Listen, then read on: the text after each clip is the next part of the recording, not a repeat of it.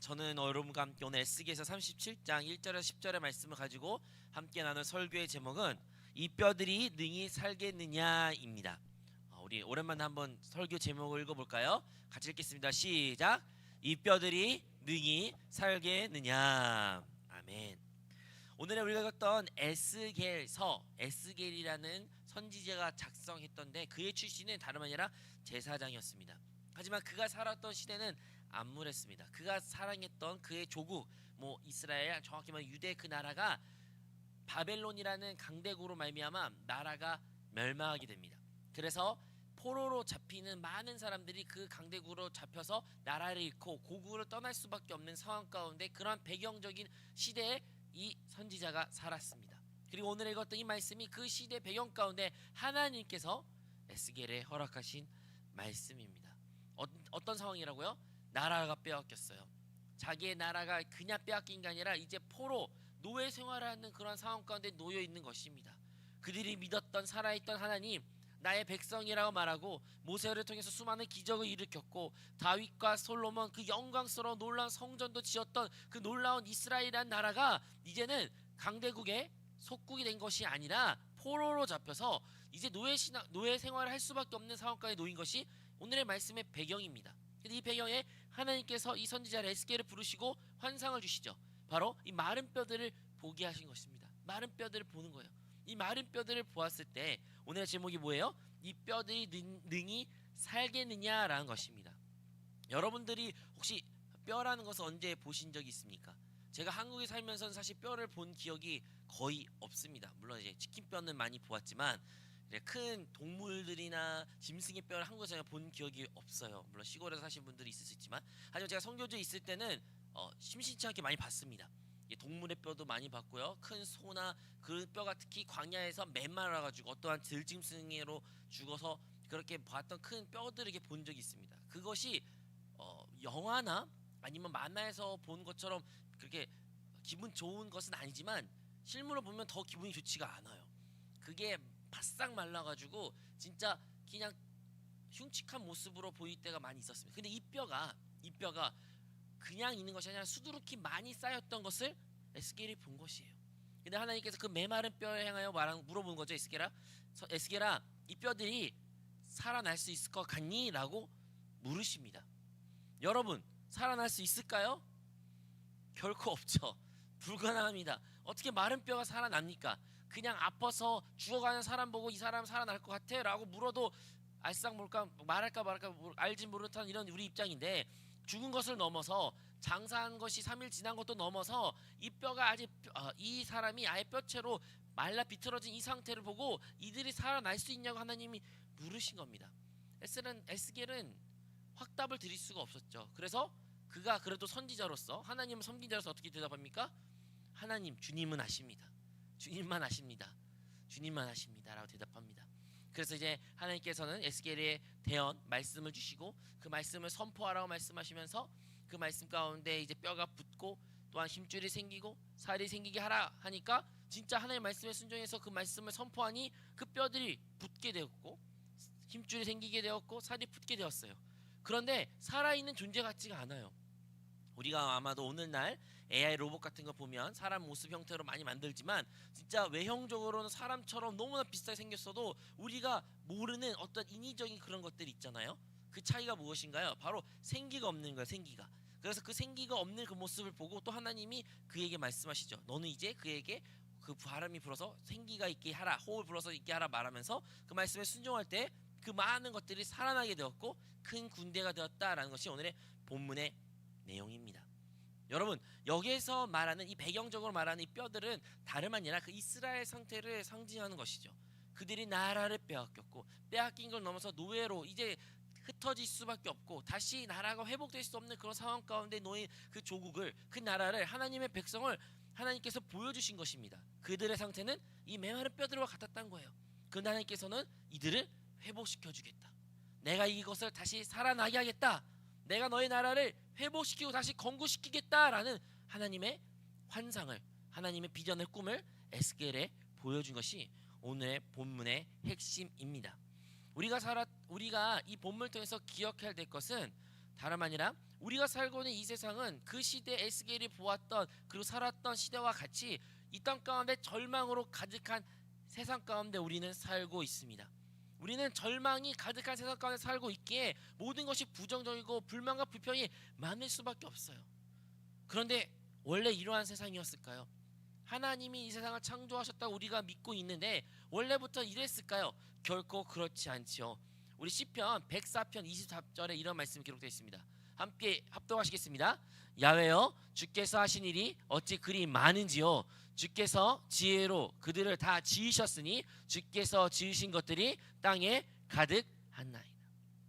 하나님께서는 이 땅의 모든 것을 지으셨고 그냥 대충 지은 것이 아니라 그 하나님의 지혜로 그 모든 것을 지으셨다고 하셨어요. 그리고 창세기에 기록한 것처럼 그 모든 것이 보시기에 좋았더라라고 성경이 기록하고 있습니다. 그런데 우리가 살고 있는 이 세상은 어떠한가요? 모든 것이 보기에 좋았던 그 하나님의 말씀과 달리 이 세상은 모든 것이 좋아 보이지 않습니다. 우리가 살고 있는 그 삶 가운데도 오늘날 우리 사회 대한민국 사회도 이 전 세계 곳곳에도 좋아 보이지가 않아요. 그 이유는 바로 이 땅 가운데 아담의 죄로 말미암아 그리고 그 저주로 말미암아 오늘날 우리가 살고 있는 이 세상도 죄로 가득한 세상이기 때문에 마귀의 소가 마귀의 그 종의 노릇으로 살아가는 세상이기에 이 세상의 주인은 마귀이기에 우리는 결코 행복하고 좋은 세상을 사는 것이 아닌 모든 것이 절망과 불만과 불평이 가득한 세상밖에 남지 않다는 것을 우리는 기억해야 됩니다. 성경은 이것을 분명히 말하고 있습니다. 요한일서 5장 19절 말씀입니다. 우리 다 같이 큰 목소리로 합독하시겠습니다. 또 아는 것은 우리는 하나님께 속하고 온 세상은 악한 자 안에 처한 것이며. 여러분 분명히 성경에 우리의 신분을 말하고 있어요. 예수 그리스도를 믿고 하나님의 자녀된 자들은 우리는 모두 하나님께 속하지만 이 세상은 온 세상은 어디에 속한 것입니까? 다름 아니라 악한 자 마귀 사단에 속해 있다는 것이에요. 그의 손 아래 그들의 권세 아래 놓인 것이 이 세상이라는 것입니다. 그러므로 이 세상은 그 마른 뼈와 같이 모든 것이 다 사망으로 실패와 절망으로 가득할 수밖에 없습니다. 여러분 이 사회 뉴스를 보십시오. 모든 것이 악함이 가득합니다.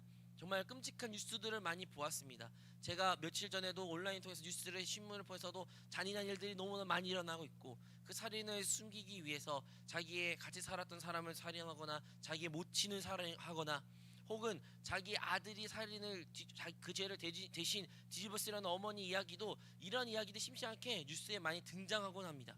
그러한 뉴스를 보할 때 이 땅 가운데 무엇이 사라졌을까요? 어떠한 모습으로 무엇이든 것이 변화되었을까요?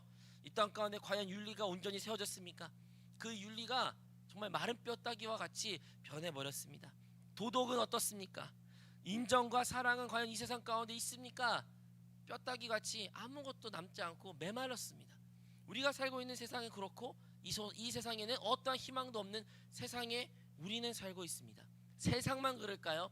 여러분, 여러분의 삶을, 나의 가정을 한번 뒤돌아보십시오. 그것 가운데 기쁨과 행복과 만족이 있으십니까? 아니면 여전히 염려와 걱정, 근심, 불안, 불만, 불평, 하나님에 대한 원망이 우리 심령 가운데 가득합니까? 어떻게 할 수 있냐고요? 여러분 이제 예배의 자리에 나왔을 때 여러분의 마음의 상태가 어떠하십니까? 기쁨과 감사와 행복이 가득하십니까? 아니면 무거운 수고한 짐을 지고 염려 걱정 어쩔 수 없이 나온 이 자리에 혹시 나오신 이유가 무엇입니까? 우리의 마음에 받지 안 돼서 물론 맞죠. 하지만 우리가 살고 있는 그 삶의 현장 자체가 메마른 뼈다귀와 같은 그런 현장 가운데 우리가 살고 있기 때문에 그 뼈다귀가 어떠한 기쁨도 감사도 어떠한 생기도 없는 것이 어쩌면 당연할 수밖에 없는 것입니다. 그런데 오늘 본문의 말씀에 하나님께서 에스겔에 말하죠. 이 뼈들이 능히 살겠느냐. 사랑하는 성도 여러분, 하나님께서 오늘날도 우리에게 동일한 말씀을 허락하십니다. 뭐라고 말씀하시나요? 이 뼈들이 능히 살겠느냐. 여러분의 삶 가운데 그 뼈밖에 남지 않은 앙상한 그 삶 가운데 하나님이 여러분에게 우리 한 사람한테 말씀하시고 계셔요. 이 뼈들이 살겠느냐. 우리의 가정이 살겠느냐. 나의 꿈과 학업과 취업과 그것이 살겠느냐.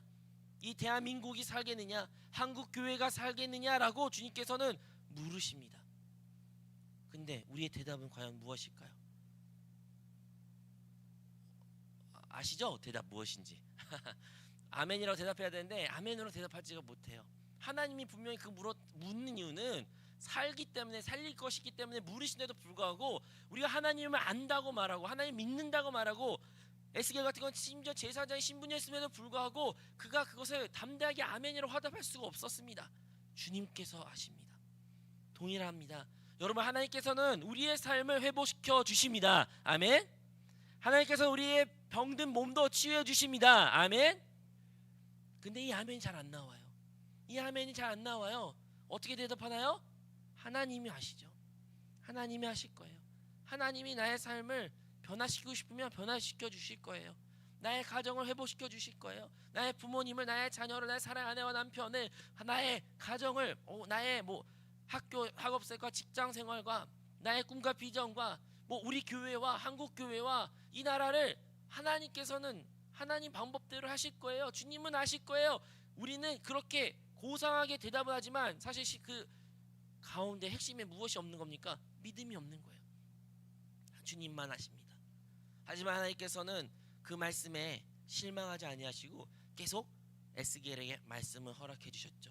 오늘날도 마찬가지다. 비록 우리의 믿음이 연약할지라도, 비록 우리가 온전한 믿음 생활을 하지 아니할지라도 하나님께서는 우리에게 여전히 말씀하고 계십니다. 그리고 여전히 우리의 그 삶 가운데 개입하시고 우리의 삶을 회복시키는 운동이 일어나고 있습니다. 아멘. 한 사람의 불순종이 온 인류가 그 불순종의 죄의 종노릇에 놓였던 같이 이제 반대로 한 사람의 순종으로 말미암아 그 한 사람이 우리 그리스도이신데 그 그리스도의 한 순종으로 말미암아 우리 모두가 하나님의 자녀로서 의를 가진 자가 되었습니다. 로마서 5장 19절에 이렇게 말씀하고 있습니다. 한 사람이 순종하지 아니함으로 많은 사람이 죄인 된 것 같이 한 사람이 순종하심으로 많은 사람이 의인이 되리라. 아멘. 이 한 사람은 다름 아니라 우리 구주 예수 그리스도이십니다. 로마서 8장 11절에 예수를 죽은 자 가운데서 살리신 이의 영이 너희 안에 거하시면 그리스도 예수를 죽은 자 가운데 살리신 이가 너희 안에 거하실 그 영으로 말미암아 너의 죽을 몸도 살리라 라고 기록되어 있습니다. 여기서 기록된 것은 무엇입니까? 예수님께서 죽으셨는데 하지만 그가 부활하셨지만 그 부활하신 영이 성령인데 그 성령이 이제 우리 안에 가운데 동일하게 역사하신다라고 여기에는 기록하고 있습니다.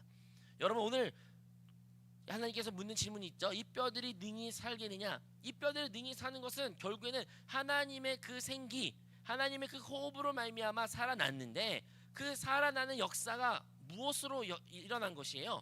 다름 아니라 성령이라는 거예요.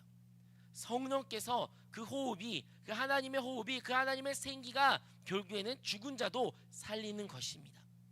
여러분, 죽은 자를 부활시키다, 죽은 자를 살린다라는 의미는 없는 것을 있는 것으로 만든 것이 아니에요. 무엇인가를 살린 것, 무엇인 것을 부활시킨 것은 어떠한 것이 살았지만 그것이 죽고 난 이후에 그것을 살리는 역사를 부활, 살리는 역사라고 말하는 것입니다. 마찬가지입니다. 하나님께서는요 우리를요 부활, 그 부활의 영을 허락해 주셨습니다.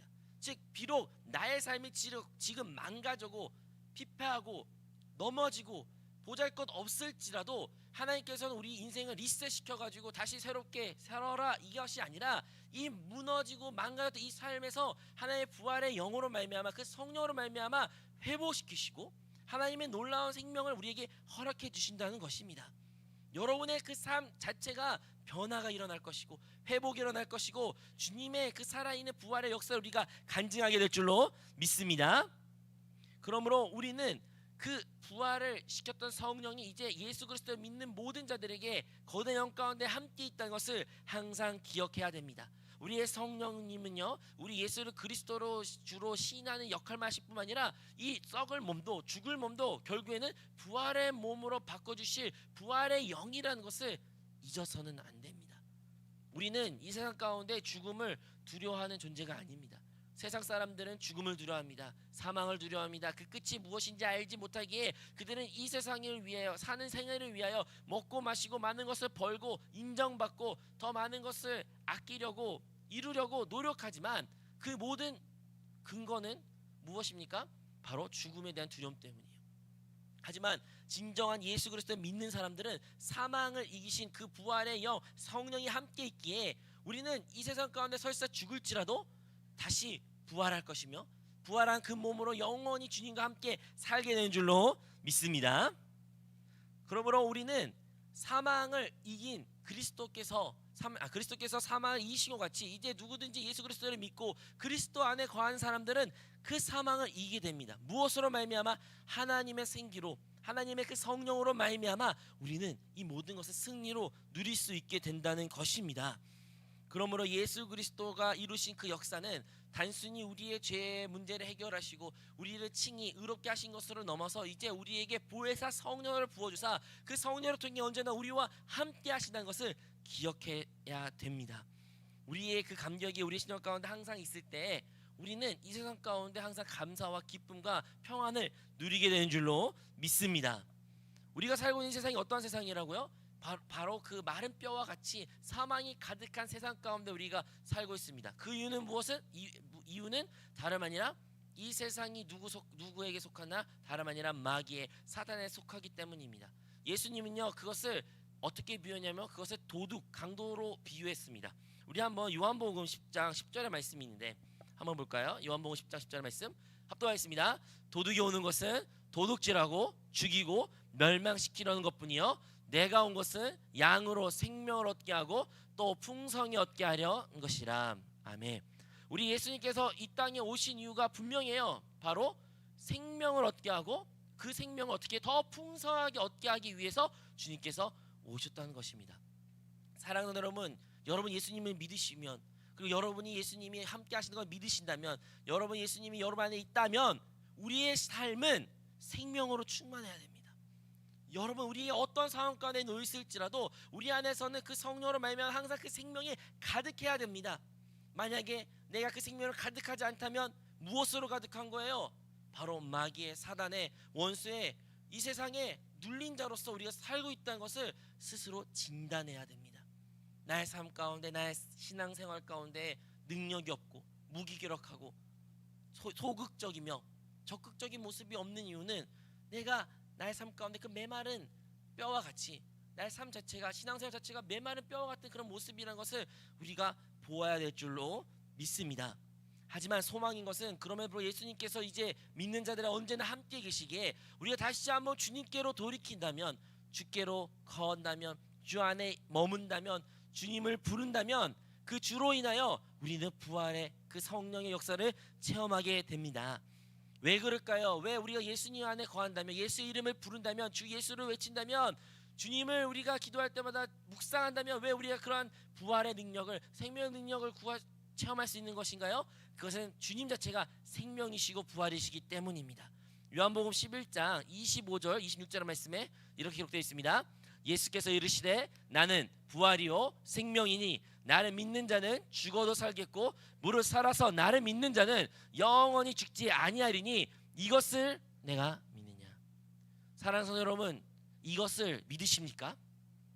여러분 진심으로 예수님이 내 안에 계심으로 말미암아 내가 진짜 그 메마라도 뼈였던 내 인생일지라도 살아난다는 것을 믿으십니까? 우리가 그것을 믿을 때 그것을 성령님의 체험으로 우리가 누릴 수 있게 되고 성령 역사를 우리가 간증할 수 있게 되는 것입니다. 그러므로 예수님께서는 우리의 삶을 회복시키러 오셨습니다.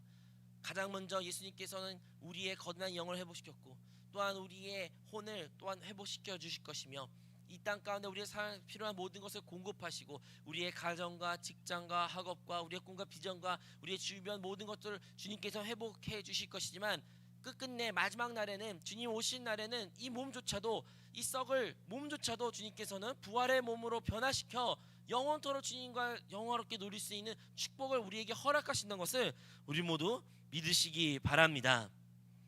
주님께서 이러한 역사를 이루셨고 성령을 통해서 우리 안에서 그 일을 행하고 계십니다. 그런데 여전히 누리지 못한 많은 사람들이 있어요. 여전히 이것을 누리지 못한 많은 사람들이, 성도들이 이 땅 가운데 있습니다. 왜 그럴까요? 아까 말한 것처럼 많은 뼈들이 붙였고 힘줄이 생겼고 살이 붙었지만 그럼에도 불구하고 그들이 살아있는 느낌이 없었는데 다행히 생기가 없어서 그렇죠. 근데 그 생기가, 그 호흡이 없었던 이유, 전 단계가 무엇입니까? 하나님께서 이제 에스겔에게 다시 한번 대언의 말씀을 허락하십니다. 너희가 이 말씀을 선포하라. 말씀을 선포하라. 그리고 에스겔이 그 말씀에 순종하여 그 말씀을 선포할 때, 하나님 말씀하신 대로 그들에게 생기가 있어 말할 때 그들이 살아나고 그들이 군대가 되었다라는 말처럼 오늘날 우리 삶 가운데 무엇이 부족하기에 예수님이 그렇게 능력 있고 모든 것을 이루셨으며 부활과 생명이시고 내 안에 거하시는 그 예수님 성령님이 계시는데 무엇이 부족하기에 나는 이렇게 능력 없는 삶을 살까? 바로 우리의 입술에 선포가 없기 때문입니다. 우리의 입술의 선포. 에스겔은 무엇을 선포했습니까? 바로 하나님의 말씀을 선포했어요. 하나님 어떠한 말씀? 옛날에 제사장이라고 했잖아요. 하나님의 말씀을 그 누구보다 잘 아는 사람이었고 아마도 구약을 모세오경을 잘 알았던 사람입니다. 그럼에도 불구하고 하나님께서 그에게 주어진 새로운 말씀에 따라 그가 그 말씀을 순종하여 말하는 때 놀라운 기적을 살아난 역사를 체험했습니다. 오늘날도 마찬가지입니다. 우리에게 부족한 것은 바로 우리의 입술의 고백입니다. 입술의 선포입니다. 우리 에스겔서 37장 9절에서 10절 말씀을 한 번만 더 읽어보도록 하겠습니다. 여러분도 입술을 열어서 선포할 때 주님의 놀라운 역사를 체험할 줄로 믿습니다. 자, 우리 다 같이 읽겠습니다. 시작. 또 내게 이르시되 인자야 너는 생기를 향하여 대언하라. 생기에게 대언하여 이르기를 주 야훼께서 이같이 말씀하시기를 생기야 사방에서부터 와서 이 죽음을 당한 자에게 불어서 살아나게 하라 하셨다 하라. 이에 내가 그 명령대로 대언하였더니 생기가 그들에게 들어가매 그들이 곧 살아나서 일어나 서는데 극히 큰 군대더라. 아멘. 여러분, 하나님께서 이미 이렇게 말해라 이미 말씀을 한번 하셨어요. 그런데 그 일이 일어나지 않았어요. 사람을 창조하기 이전에는 하나님 말씀대로 모든 것이 이루어졌지만 왜 이때는 일어나지 않았을까요? 그것은 하나님께서 사람을 통해서 그분의 일을 이루기 원하셨기 때문입니다. 오늘날 마찬가지도 우리가 하나님의 역사를 체험하고 싶으시다면 물론 하나님의 말씀이 있어야죠. 하지만 그 말씀이 누구를 통해서 결국에는 선포되어야 합니까? 바로 우리의 입술을 통해서 말해야 된다는 것입니다. 우리 하나님의 말씀에 순종하여 선포될 때 하나님이 일어나는 것입니다. 여러분, 그 역사가 얼마나 놀라운 역사냐면요, 예수님을 한 번도 믿지 못하고 알지 못한 사람들이 하나님의 말씀에 순종하여 말하는 그 선포에 많은 사람들이 회개했고 많은 사람들이 주님께 나와 하나님의 자녀가 되었던 놀라운 역사가 사도행전에도 기록되어 있습니다. 우리 사도행전 8장 5절에서 8절의 말씀인데요, 합독하겠습니다. 빌립이 사마리아 성에 내려가 그리스도를 백성에 전파하니 무리가 빌립의 말도 듣고 행하는 표적도 보고 한 마음으로 그가 하는 말을 따르더라. 많은 사람에게 붙었던 더러운 귀신들이 크게 소리를 지르며 나가고 또 많은 중풍병자와 못 걷는 사람이 나으니 그 성에 큰 기쁨이 있더라. 아멘. 우리가 원하는 것이 사실 거꾸로 있어요. 우리가 사실 우리 삶 가운데 무엇을 원하십니까? 행복을 원하죠. 기쁨 있는 삶을 살고 싶습니다. 그 성에 큰 기쁨이 있더라. 우리의 가정에, 나의 삶에, 나의 인생에 큰 기쁨이 있더라. 우리 이것을 원합니다. 근데 그 기쁨이 있기 위해서는 뭐가 있어야 돼요? 못 걷는 사람이 걸었고 놀라운 치유 역사가 나타났으며 중풍병자들이 회복되었고 또한 귀신들이 떠나간 역사가 일어나야 우리의 삶 가운데 기쁨이 넘치겠죠. 우리 삶 가운데 저주가 떠나가고 귀신이 떠나가고 진짜 참된 건강과 평안이 있으면 우리는 행복하겠죠. 그런데 그 일이 언제 일어난 거예요? 그냥 일어난 것이 아니라 언제?